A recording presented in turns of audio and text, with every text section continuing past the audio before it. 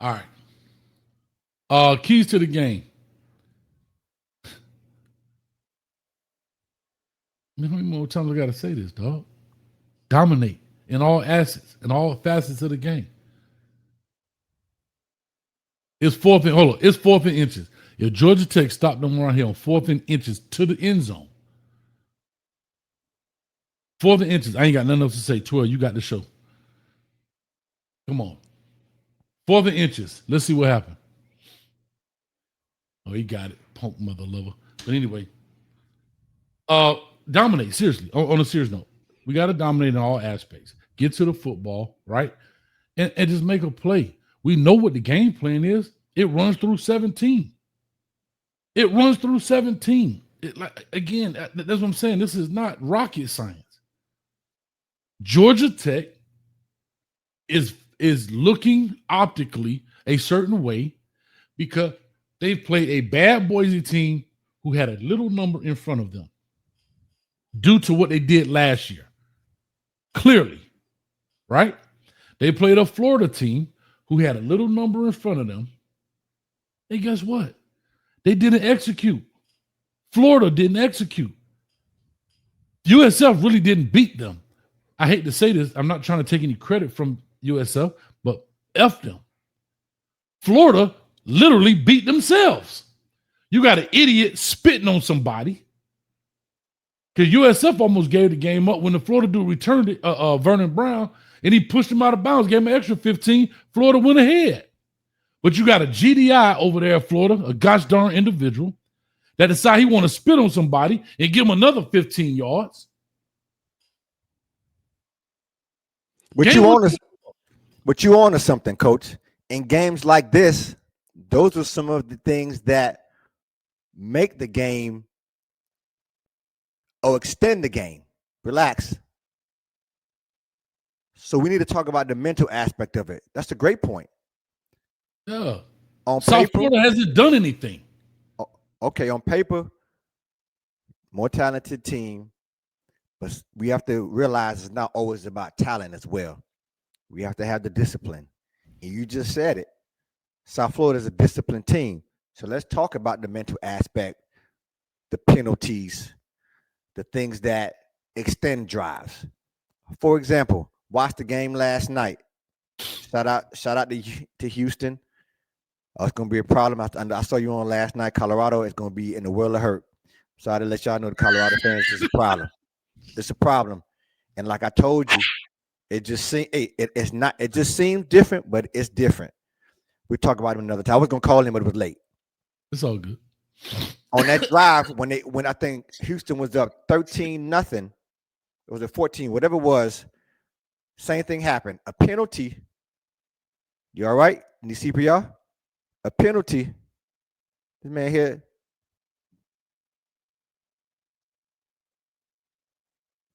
Man, what's wrong with you, man?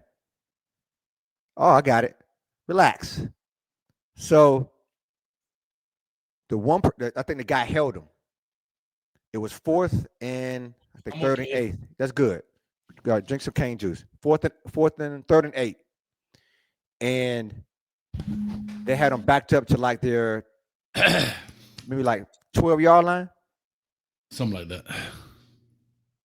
He held him, gave him a first down. That's a mental mistake. 15 yards. Didn't have to hold him. And on that same drive, something else happened, and they scored a touchdown. Kind of got him back into the game. We have to guard against ourselves in games like this. I don't disagree with you, Coach, that Florida did assist South Florida in winning that game. How do we guard against the mental breakdowns? Mario Cristobal, $8 million a year, $302,000 every 2 weeks. That's how you guard against it. Get it right, bro, or get him up out of here. Because guess what? If you don't do that to your team or you don't have that in your team, you're going to lose a lot of football games. Why do you think Billy Napier on the hot seat? It's just that simple. And I'm not saying that every game you're going to always come out and perform your best. I mean, it's life. Every football game, you're gonna sometimes you play down to your opponent. I get all those things, but as a head coach, like I even said last night's show, your job is to manage men and Right. women on the staff. Right.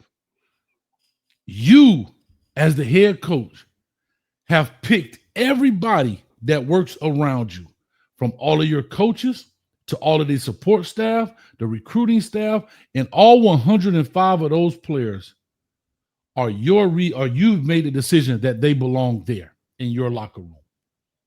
You made that decision. By year 4, you have cleaned up and cleaned out what you don't want. You've kept what you wanted. You have hired who you wanted. You fired who you didn't want. You've hired new assistant people, analysts, quality control. It all goes on you now. That is your job. That's why they call you the head coach, and other people are assistant coaches. So with all that being said, that is your job.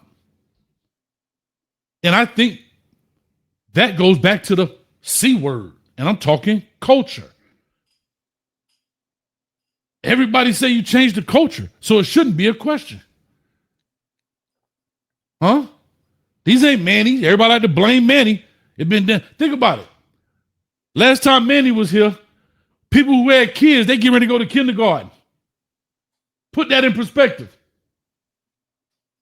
That's how long that man been gone. And we still talking about, well, Manny done been to 2 different schools. So those players are no longer around. And if they're still here, it's because coach wanted them here, not because they have to be here. So with that being said, I don't think that should be an issue. So far as stupid stuff like spitting on people. Are you going to make mistakes and maybe hit a dude late out of bounds? That happens. Yeah, you're trying to do it. But we're talking about things that you truly can't control. We're not talking about right on the sideline or a targeting penalty. You're trying to make a play or fake. We're talking about things you truly can't control, like spitting on somebody or throwing punches and blows. That's all I'm saying. Go ahead, 12. I'm hot. No, great point. And if they choke me up, go ahead and get out the scene right quick. I was trying not to make noise on the mic, but I'm back. Hey, pause. What I said? The man said you trying to make noise on the mic. Come on, dog. We don't talk like that around here. Pause. Anyway, let's make sure. Let's make sure, because it happened in the NFL. First game of the season, Buddy spit on Dak Prescott.